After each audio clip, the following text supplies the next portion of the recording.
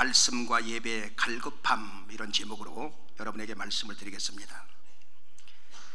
지난주에 영혼의 갈급함을 알아야 그 영혼의 갈급함을 채울 수 있다, 이렇게 여러분에게 말씀을 드렸습니다. 계속해서 오늘 이어서 여러분에게 말씀을 드리는데, 영혼의 갈급함을 채우려면 첫째, 기도의 갈급함을 알아야 된다. 기도를 왜 해야 되는지, 기도의 배고픔을 알아야 된다, 여러분에게 그렇게 말씀을 드렸습니다.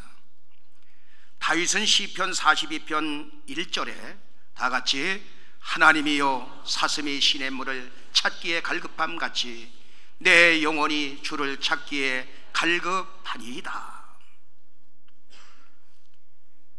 이 사슴은 몸이 뜨거운 짐승이라 다른 동물에 비해서 몸이 뜨거운 짐승이에요.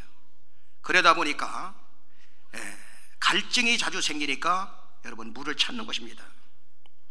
다윗은 그런 목마른 사슴처럼 지금 살아계신 하나님을 갈망하고 있습니다. 배고파하고 있습니다. 내가 낳은 자식 압살롬이 아버지인 자기를 죽이고 그리고 왕의 자리를 찬탈하려고 반역을 일으켰어요. 그리고 창칼을 들고 지금 쫓아오고 있는 이런 상황이죠. 예루살렘에서 추방당한 다윗의 심정은 여러분 뭐라고 표현할 수 없는 큰 상처 중에 여러분 상처였던 것입니다. 그러니까 목마른 사슴보다도 더 훨씬 하나님을 갈망하며, 하나님, 이 문제 어떻게 해결해야 됩니까? 하나님이 도와주셔야 됩니다. 시편 42편 2절로 3절은 그렇게 말합니다. 다 같이 내 영혼이 하나님 곧 생존하시는 하나님을 갈망하나니 내가 어느 때에 나아가서 하나님 앞에 비올고 사람들이 종일 나더러 하는 말이 네 하나님이 어디 있느뇨 하니 내 눈물이 주야로 내 음식이 되었도다. 왕이 되었는데 그 사랑하는 자식 압살롬이 아버지인 자기를 죽이겠다고 쫓아오는 그 심정, 그러니까 사람들의 그 비난의 손가락질, 여기에 견디지 못하고 그 눈물이 주야로 밤낮으로 그 음식이 되었도다 라면서 그는 갈망하고 있는 것입니다. 여기서 생존하시는 하나님이란 단어를 썼는데, 생존하시는 하나님은 살아계신 하나님 이런 뜻도 있지만, 여기서 생존하신 하나님, 그것은 다윗은 지금까지 다윗을 그 수많은 어려움 속에서 생존케 하시는 하나님, 그 어려운 환경 속에서도 보호하여 주시고 인도하여 주시는 그 하나님을 지금 갈망하고 있는 것입니다. 하나님 아버지, 내 대적들이, 내 원수들이 내 하나님이 어디 있느냐 지금 조랑하고 있습니다. 너무너무 원통하고 원통해서 내 눈물이 주야로 내 음식이 되었나이다.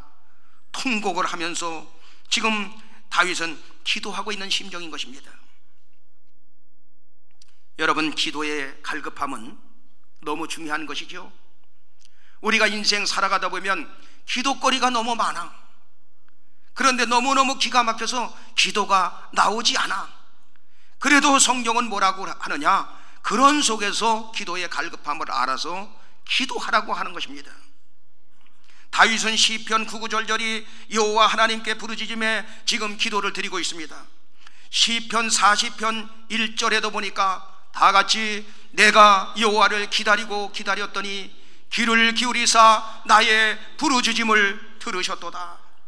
기다리고 기다리면서 기대하고 기대하면서 하나님께 부르짖어 기도했더니 하나님 아버지께서 그 부르짖음에 응답하셨도다. 너무도 답답하고 암담하여 하나님 앞에 부르짖어 기도했더니 여호와 하나님께서 그 귀를 기울이사 응답을 해 주셨는데, 시편 40편 2절에는 이렇게 말하고 있습니다. 다 같이 나를 기가 막힐 웅덩이와 수렁에서 끌어올리시고 내 발을 반석 위에 두사 내 걸음을 견고케 하셨도다. 나를 기가 막힐 웅덩이와 그 수렁 속에서 끌어올리시고 내 발을 반석 위에 우뚝 세워주셔서 나를 견고케 만들어주셨도다. 존경하는 여러분, 기도하고 싶은 마음을 주시는 분이 성령 하나님이신 것입니다. 뱃속에서부터 우러나오는 기도를 하게 하시는 분이 성령 하나님이신 것입니다. 기도해야지, 기도하며 살아야지, 그런 마음이 들거든 여러분 하나님 앞에 간절히 기도를 시작해 보시기 바랍니다. 주여, 영혼의 갈급함에 감각이 살아나게 하여 주옵소서. 주여, 기도의 갈급함을 알아 주님만 바라보게 하여 주시옵소서. 주여, 기도의 영성을 회복시키시고 응답의 세계로 뛰어들게 하여 주시옵소서. 우리는 기도해야 할 줄로 믿습니다. 영혼의 갈급함을 채우려면 두 번째, 말씀의 갈급함이 있어야 돼요. 말씀의 사모함이 생겨야 돼요. 말씀이 듣고 싶어서, 말씀이 보고 싶어서 그러한 심정이 여기서부터 나와야 된다 이 말이에요. 여러분, 아무리 머리가 좋고 명문 대학을 나왔다 할지라도 여러분 하나님의 말씀을 듣고 하나님의 말씀을 볼 때에 여러분 그것이 쉽지가 않습니다. 하나님께서 말씀의 눈을 열어주셔야 거기서부터 열리는 거예요. 그래서 하나님께서 열어주시지 아니하면 율법으로 돌아가든지 아니면 교훈으로 돌아가든지 신비로 돌아가든지 아니면 내가 복음으로 내가 생각하는 대로 그냥 성경을 해석하든지 여러분 그렇게 되는 거예요. 그래서 목사인 저도 하나님 아버지 복음의 눈을 열어주시옵소서. 그래야 주의 말씀 전하지 않습니까? 복음의 말씀을 전할 때 성령님이 역사하시고 성령님이 가서 인을 치면서 여러분 구원의 역사가 일어나는 거 아닙니까? 복음의 눈은 가만히 있는 사람에게 열리는 것이 아니라 다윗처럼 사모하는 사람들에게 열리는 줄로 믿습니다. 시골에서 사셨던 분들은 이 또 제비가, 어미 제비가 새끼 제비에게 그 먹이를 물어다 주는 장면을 다 보셨을 것입니다. 어미 제비가 하루에도 수없이 벌레를 물어다 새끼 제비에게 먹이는데 5마리 6마리 이렇게 났을 때 어떻게 그렇게 골고루 먹이는가? 여러분, 배부른 제비는 다른 제비에 비해서 입을 벌리는 것이 약하다고 합니다. 또 병이 들었거나 면역성이 약한 제비도 이 벌리는 것이, 입을 벌리는 게 다른 제비보다, 건강한 제비보다 벌리는 게 약하다는 거예요. 그렇기 때문에 보면 그 사모하는 제비는, 배고픔을 갈망하는 제비는 입을 가장 크게 벌리고 그 주둥이 그 주변이 붉은색을 띈다는 거예요. 그러면 그 어미 제비는 정확하게 알아서 붉은색을 띠고 입을 가장 크게 벌리는 그 새끼에게 먹이를 먹여다 준다는 것입니다. 그러면 목사님, 입 주변이 붉지 않고 약간 퇴색되어 있으면 어떻게 됩니까? 그러면 여러분 안 먹인다는 거예요. 그래서 그것을 실험을 한 거예요. 조류학자들이 가서 주변을 갖다가 붉은색으로 이렇게 발라봤어. 그랬더니 가서 거기다 갖다 집중적으로 먹이더라 이 말이에요. 무슨 말씀을 드리려고 하느냐? 말씀의 사모함이 여러분들이 커서 아멘 아멘 말씀을 건강하게 받아 먹으면 하나님께서는 건강한 여러분에게 생명의 말씀, 복음의 말씀을 먹여주시는 줄로 믿습니다. 사모하는 사람에게 주신다 이 말이에요. 시편 81편 10절로 14절을 여러분들이 한번 생각을 하면서 같이 함께 읽어보겠습니다. 다 같이. 나는 너를 애굽 땅에서 인도해낸 여호와 네 하나님이니 네 입을 넓게 열라 내가 채우리라 하였으나 내 백성이 내 소리를 듣지 아니하며 이스라엘이 나를 원치 아니하였도다. 그러므로 내가 그 마음에 강팍한 대로 버려두어 그 임의대로 행케 하였도다. 거기까지만 보겠습니다. 나는 너를 애굽 땅에서 인도해낸 능력의 하나님이다. 그러니 내 입을 넓게 열어라. 그러면 내가 채우겠다. 내 백성이 내 소리를 듣지 아니하며 이스라엘이 그런데 그것을 원치 아니하였도다. 그래서 하나님께서 내가 그 마음에 그냥 강팍한 대로 버려두어 그 임의대로 살게 만들어줬다. 받아들이지 않으니 그러면 내 마음대로 살아봐 하고 그냥 놔뒀다는 거예요. 그러나 반대로 건강한 제비 새끼가 입을 다 크게 벌리고 먹이를 사모하듯이 말씀을 사모하는 열정이 커서 아멘 아멘 입술을 크게 벌리며 하나님의 말씀을 사모하는 사람들에게 시편 81편 14절에 뭐라고 말씀하느냐, 다 같이 그리하면 내가 속히 저희 원수를 제어하며 내 손을 돌려 저희 대적을 치리니. 말씀을 사모하여 아멘 아멘 입을 크게 벌리며 말씀대로 살고자 하락할 때에 원수가 손을 대지 못하도록 막아주며 오히려 저희 대적을 칠 수 있도록 하나님께서 만들어 주시겠다. 그러면서 시편 81편 13절에 다 같이, 시편 81편 16절 다 같이 내가 또 미래 아름다운 것으로 저희에게 먹이며 반석에서 나오는 꿀로 너를 만족해 하리라 하셨도다. 하나님의 말씀을 따라 살게 되면 미래 아름다운 것, 미래 기름진 것, 미래 풍성한 것, 최상의 좋은 밀로 배부르게 만들어주고, 그리고 반석에서 나오는 최상품의 꿀로 풍성한 축복을 주겠다. 하나님의 말씀을 사모하며 아멘 아멘 받아먹으며 말씀대로 사는 사람들에게 풍성한 모든 것을 허락해 주시겠다라고 약속하고 있는 것입니다. 어린아이와 같이 하나님의 말씀을 사모하길 바랍니다. 오전 시간에도 말씀을 드렸지만 이 목회자가 가장 말씀에 교만할 수 있는 거예요.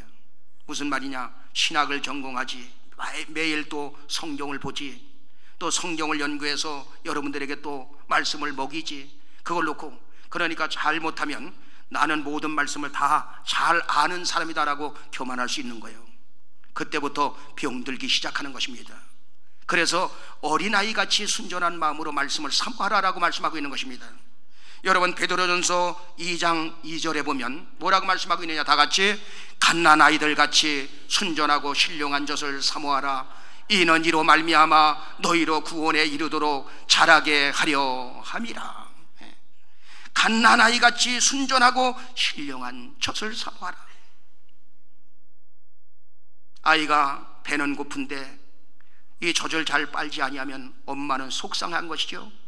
그런데 아이가 울면서 젖을 사모할 때, 가서 젖을 물리면 아이가 엄마의 젖을 사모하면서 빨아먹을 때 건강한 아이로 자라는 그 모습을 보면서 부모는, 엄마는 기뻐하는 거 아닙니까? 그런 것처럼 여러분들은 하나님의 말씀을, 신령한 그 하나님의 말씀을 어린 아이가 젖을 사모하듯이 순전한 마음으로, 순수한 마음으로 평생 여러분들은 받아 먹으시는 여러분 되길 예수 이름으로 축원합니다.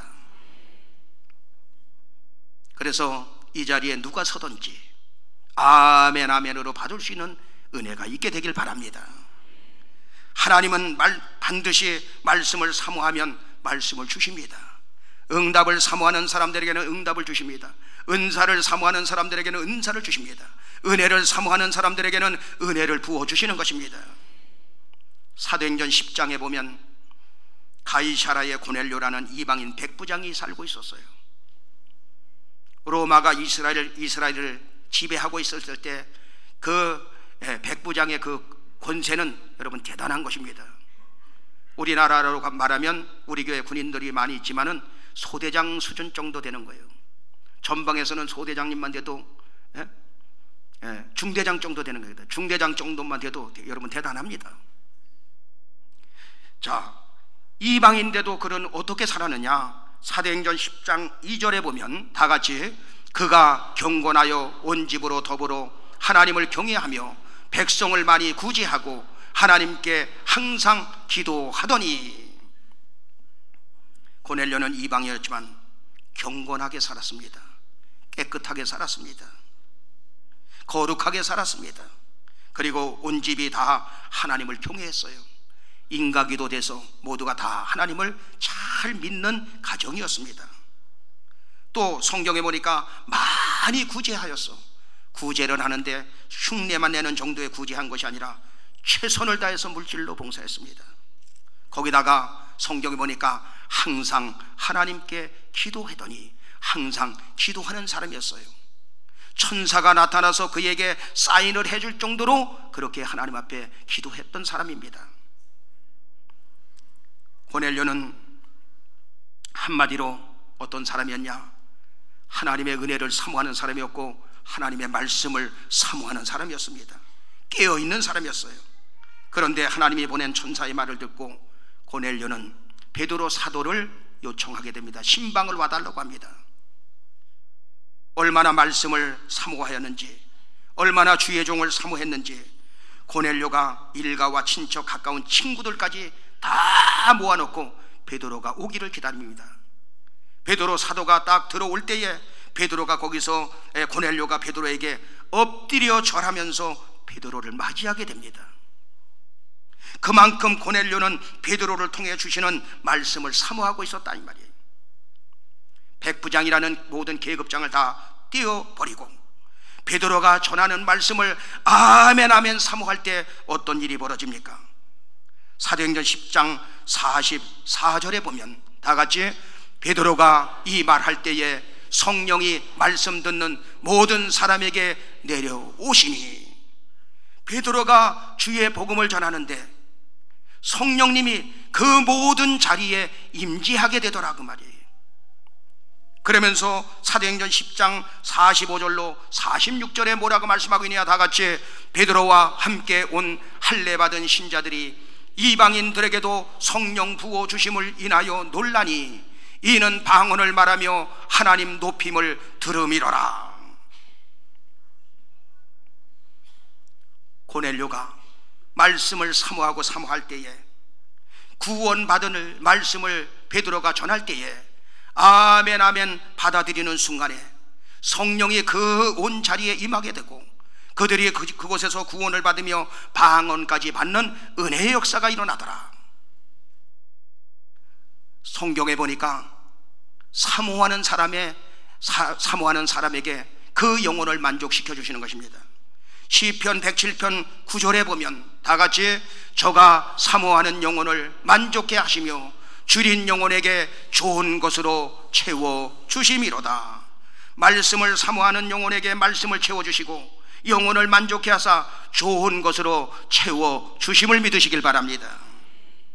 시편 119편 50절에도 보니까 다같이 이 말씀은 나의 곤란 중에 위로라. 주의 말씀이 나를 살리셨음이니이다.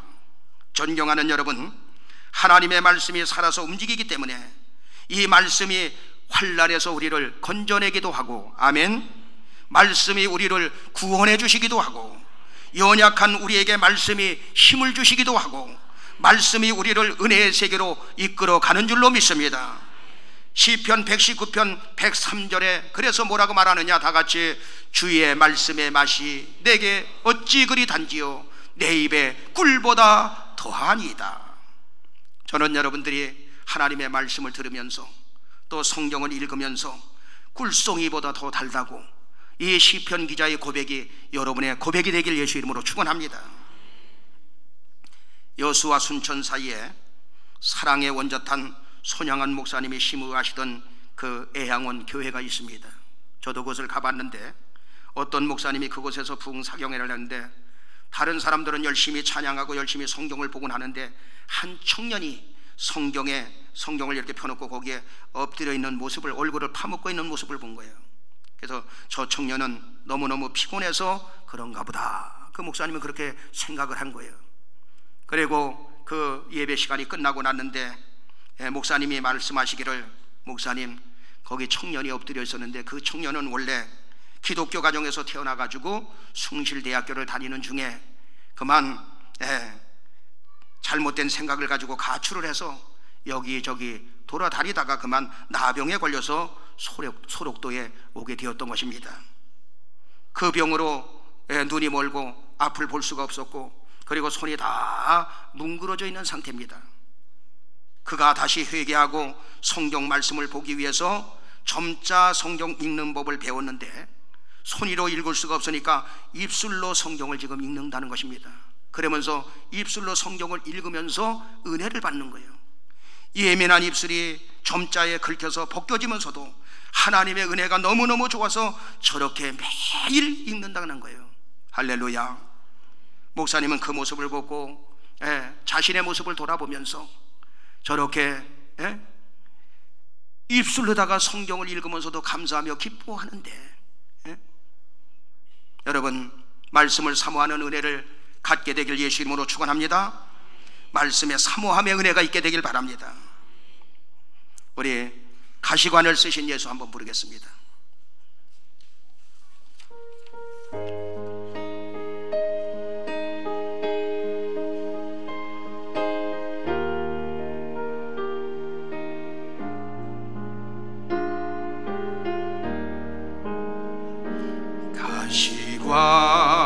가시관을 쓰신 예수 날로라 부르실 때에 방탕한 길 못 버리고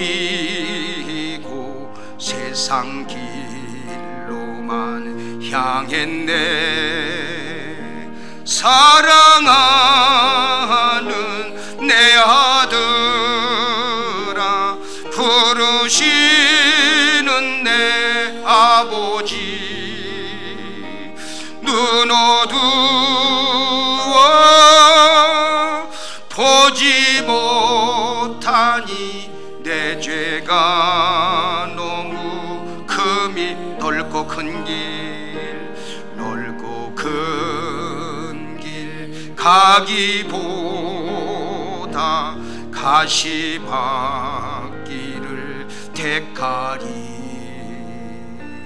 하늘 영광 사모하며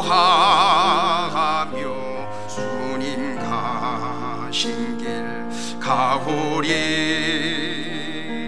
아버지여 나에게도 십자가 들려주소서. 땅 끝까지 증거하리라. 주님 사랑 저하리라. 할렐루야. 영혼의 갈급함을 채우기 위해서 세 번째, 주의 전을 사모하라. 주의 전을 사모한다, 그 말은 예배를 사모한다, 그 말이죠. 시편 84편 1절로 4절까지 보면 우리 한번 다 같이 합독으로 있습니다. 만군의 여호와여, 주의 장막이 어찌 그리 사랑스러운지요. 내 영혼이 여호와의 궁정을 사모하여 쇠약하며 내 마음과 육체가 생존하시는 하나님께 부르짖나이다. 나의 왕 나의 하나님 만군의 여호와여, 주의 제단에서 참새도 제집을 얻고 제비도 새끼들 보금자리를 얻었나이다. 주의 집에 거하는 자가 복이 있나이다.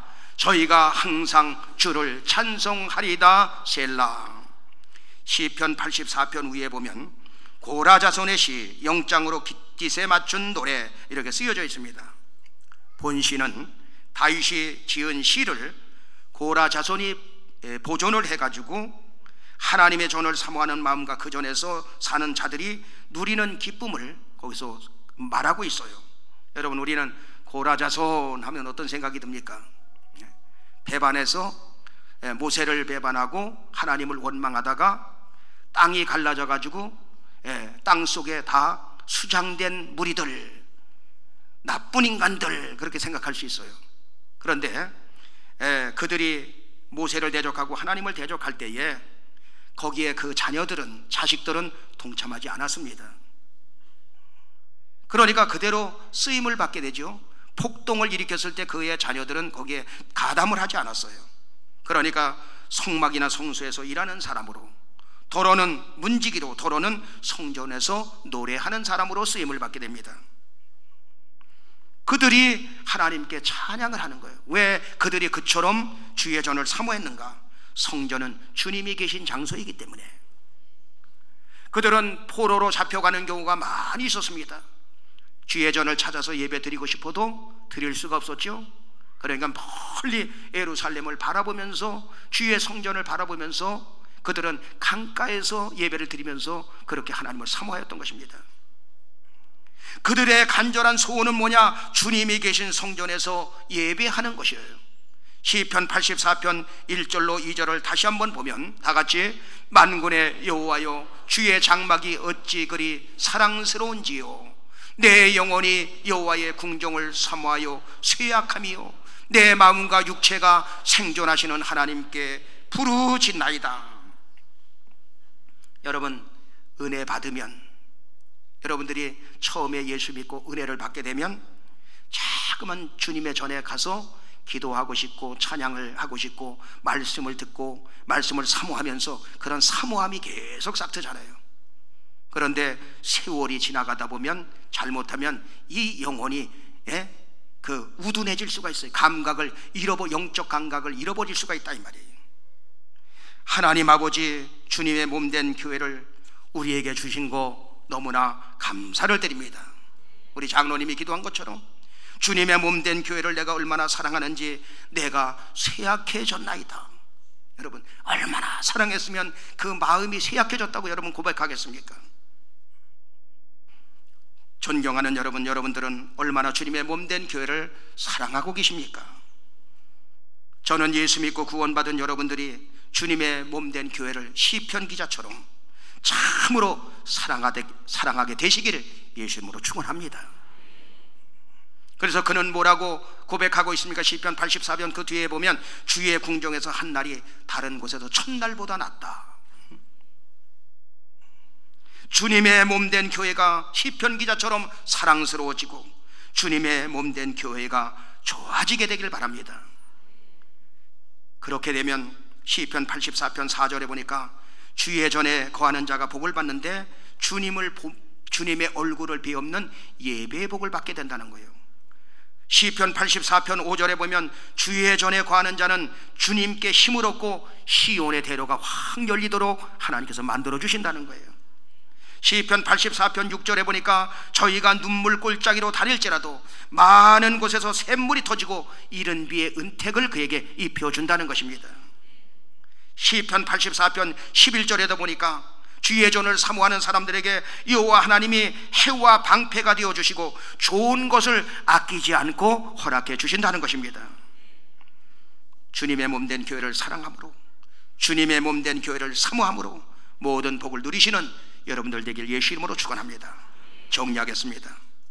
세상 사람들은 육신의 것을 채우기 위해서 몸부림치면서 살지만 예수 믿고 구원받은 하나님의 자녀는 영혼의 갈급함을 채우며 살아갈 때 모든 질서가 잡히게 되고 영혼의 참만족을 누리며 살아가게 되는 것입니다. 영혼의 갈급함을 채우려면 어떻게 살아야 되느냐? 첫째, 기도의 갈급함을 채워라. 주여, 기도의 감각이 살아나게 하여 주시옵소서. 두 번째, 말씀의 갈급함을 알아야 된다. 주여, 말씀의 갈급함을 알게 하여 주옵소서. 세 번째, 주의 전을 사모하라. 주의 몸된 교회를 사랑하라. 사랑하고 사모함으로 말미암아 모든 복을 받고 영혼의 참만족을 누리며 능력 있는 신앙생활 하시길 예수 이름으로 축원합니다.